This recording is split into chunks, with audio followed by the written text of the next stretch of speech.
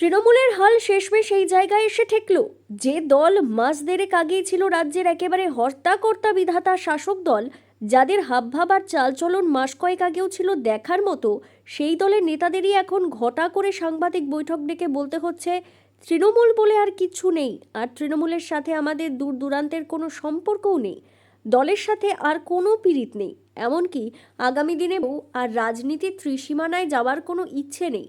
ঠিক এই কথাগুলোই এখন সাংবাদিক বৈঠক করে সাধারণ মানুষকে বুক চাপড়ে জানাতে হচ্ছে। শুনতে ভারী অদ্ভুত আর মজার লাগলেও ঠিক এমনই এক আজব কাণ্ডের সাক্ষী থাকলো দুবরাজপুর। এই মুহূর্তে তৃণমূল কংগ্রেসের অস্তিত্ব আর নাই।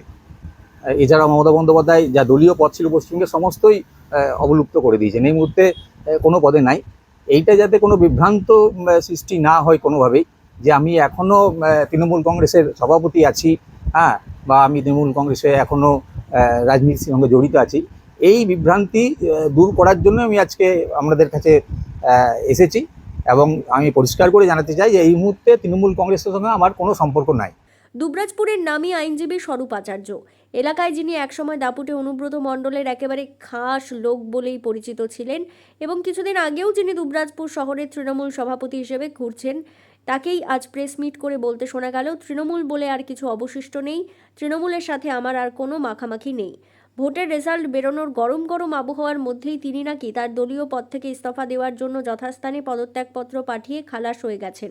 ব্যাপারটা পরিষ্কার করার জন্যই আমি এসেছি আরও, কারণ ফল ঘোষণার পরেই কিন্তু আমি আমার যে শহর তৃণমূল কংগ্রেসের আমি সভাপতি ছিলাম, সেটার দায়িত্ব থেকে অব্যাহতি আমি চেয়ে দলকে ইতিমধ্যেই যথাযোগ্য স্থানে আমি চিঠি দিয়েছিলাম। এখানেই শেষ নয়, তৃণমূলের এমন ভরাডুবির পর তিনি মানুষের রায়কে মেনে নিয়েছেন, সেই সাথে জানিয়ে দিয়েছেন আগামী দিনে আর রাজনীতির এই ঝামেলার মধ্যে ঢোকার কোনো শক্তার নেই। এখন থেকে তিনি ওকালতির কালো কোট গায়ে চাপিয়ে নিজের পুরনো আইনজীবী পেশাতেই মন দেবেন। আমি পরিষ্কার করে জানাতে চাই যে এই মুহূর্তে তৃণমূল কংগ্রেসের সঙ্গে আমার কোনো সম্পর্ক নাই। আমি আমার পদত্যাগপত্র ইতিপূর্বেই আগে পাঠিয়েছি, যথাযোগ্য স্থানে যেখানে দেবার সেখানেই দিয়েছি।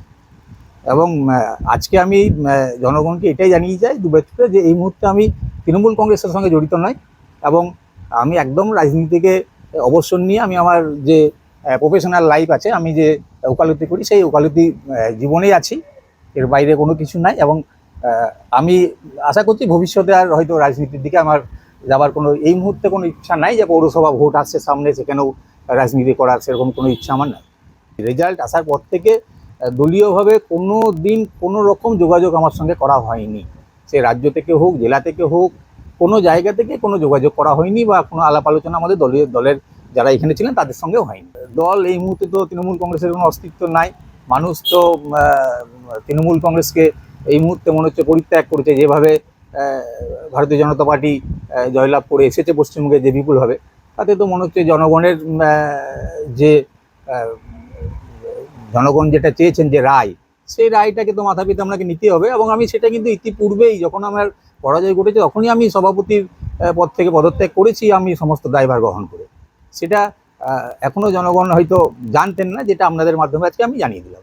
বীরভূমের দুবরাজপুর থেকে লালটু মুখার্জির প্রতিবেদন, বীরভূম রার বাংলা।